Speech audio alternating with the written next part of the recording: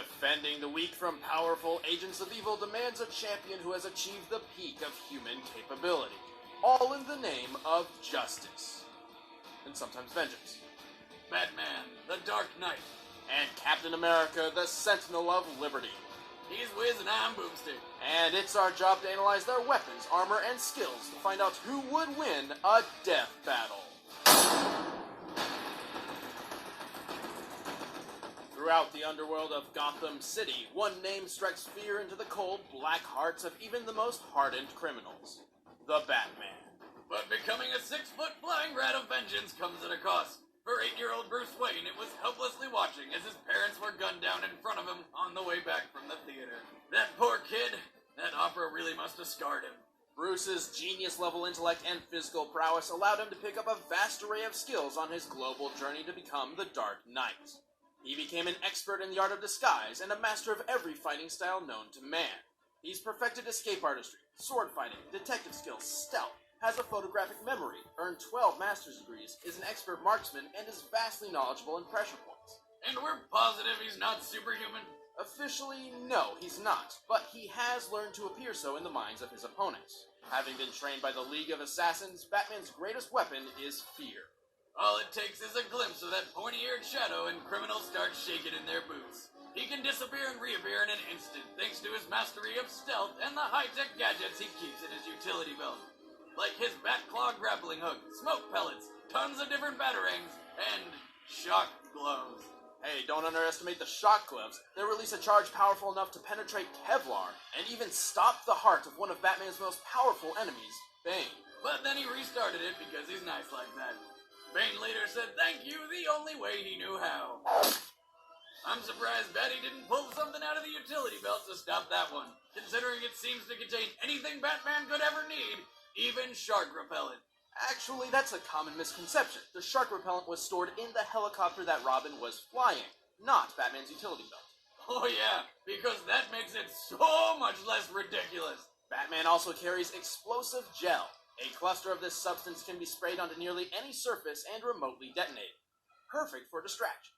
Or, blowing shit up!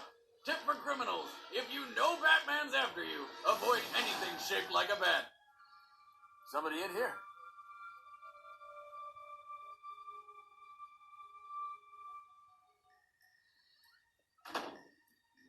Something wrong?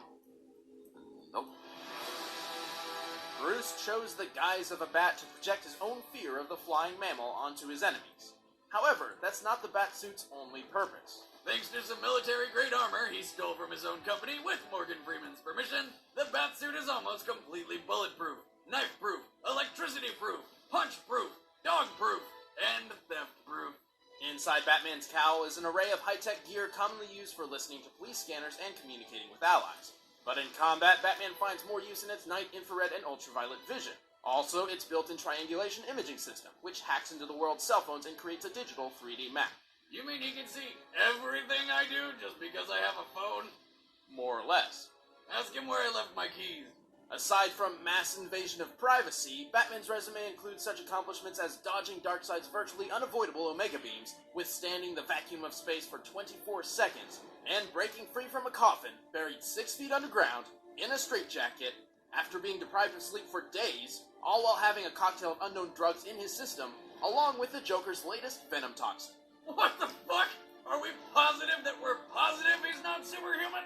Well, given his line of work, I wouldn't be surprised if he stumbled into a room filled with gamma rays or something like that, but underneath the Batsuit, he is affected by knives and bullets the same as any other mortal man.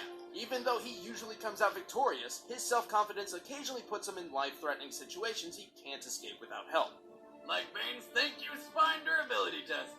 But the Cape Crusader has consistently found a way to survive even the most life-threatening situations. And Bats has no problem continuously going toe-to-toe with evil in the name of justice. Vengeance. From this moment on, none of you are safe.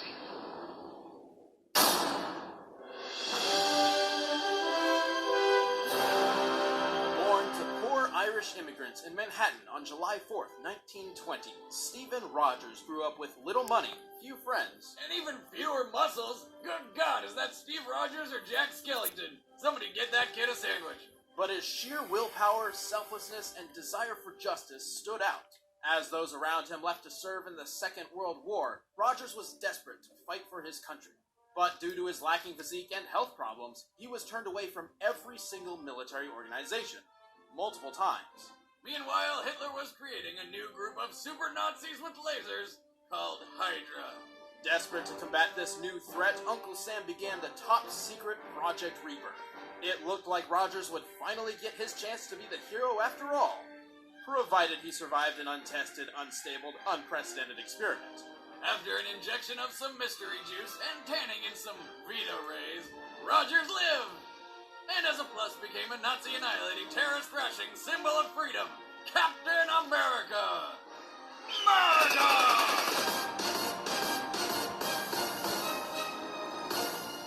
The Super Soldier Serum pushed Steve's body to the absolute limit of human physical and mental potential.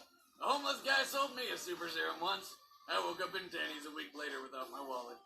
With his new body, Rogers can bench press 1,100 pounds and run a mile in 73 seconds.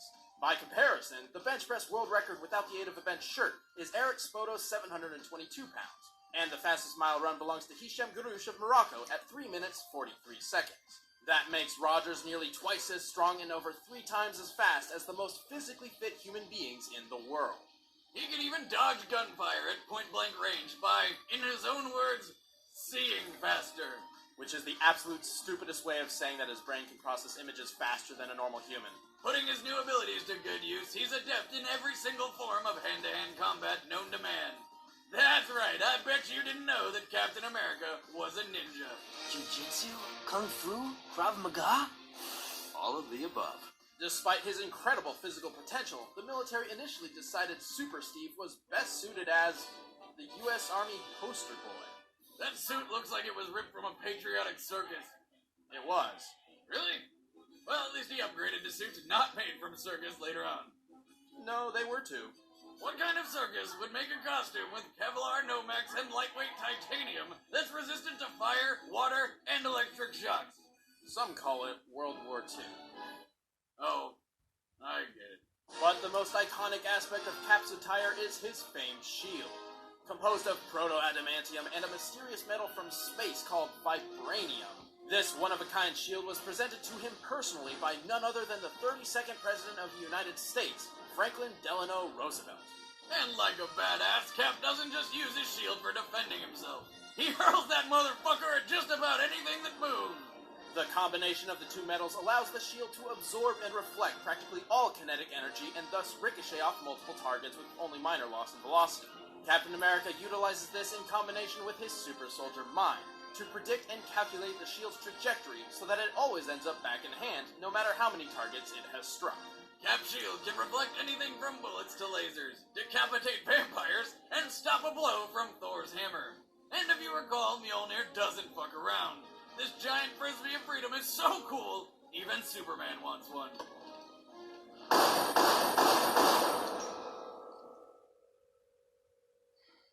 Yes, I think it works. But it's not unstoppable. It's been damaged and even destroyed its fair share of times over the years, but only by cosmic or reality-warping powers. Luckily, Mr. America doesn't rely only on his shield. He's boxed Thor to a standstill, was deemed worthy to wield Mjolnir, and has even managed to incapacitate the Hulk with his knowledge of pressure points. Wait, go back to that second one. Did this guy just kick the Hulk in the dick? You've got to be a real man to give the Green Goliath a nut check. I mean, that's the fastest way to piss off a dude, and who don't we like when they're angry? Balls of steel right there. Great big, eagle-shaped freedom balls of steel. And to top everything off, not many superheroes can claim to have defeated the fearsome foursome of crack, weed, ice, and misfix. The literal personifications of actual street drugs. So you're telling me he's preaching an anti-drug message, knowing that drugs are the entire reason he became awesome? I guess we can add hypocrite to his list of aliases. Despite being a physically perfect human, Captain America more or less has the same weaknesses as any other man. His patriotic uniform can only protect him so much from stabbing weapons. And sniper bullets. God knows he gets killed pretty good by those. Ah! Weapons! My only weakness! How did you... No. Even in the face of death, Captain America always stands for what the United States needs. And sometimes that's serving Hitler an American-sized knuckle sandwich. Who are you supposed to be? Captain America. All right, the combatants are set. Let's end this debate once and for all. It's time for a death battle!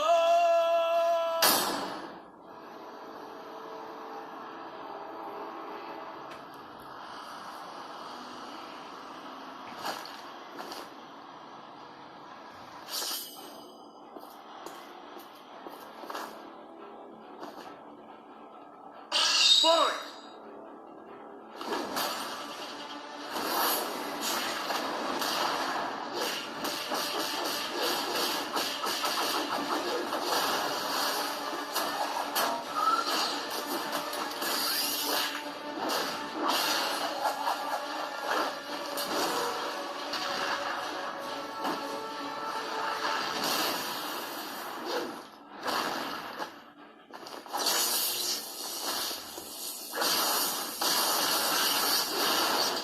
Let's finish this! Hyper!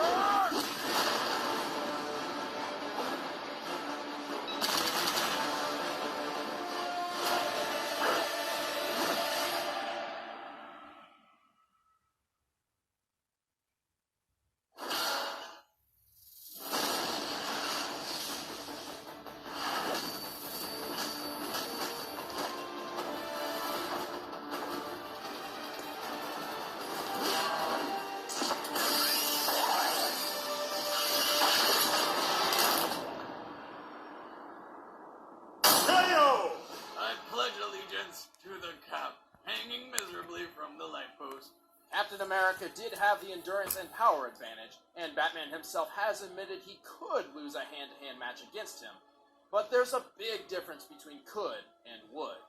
I could survive the fall out of an airplane, but I wouldn't bet on it. Unless you're doing it, Wiz, you should totally try it. $5 if you make it. You're an idiot, Boomstick. Also, the fact is, Batman is more than a boxer. His stealth and disarming skills allowed him to turn the fight in his favor. Not to mention the gadgets. Just because Cap could see faster doesn't mean he could see hard enough to spot bats through a solid wall of smoke. Batman also regularly battles and sneaks around super beings far above your average laser Nazi.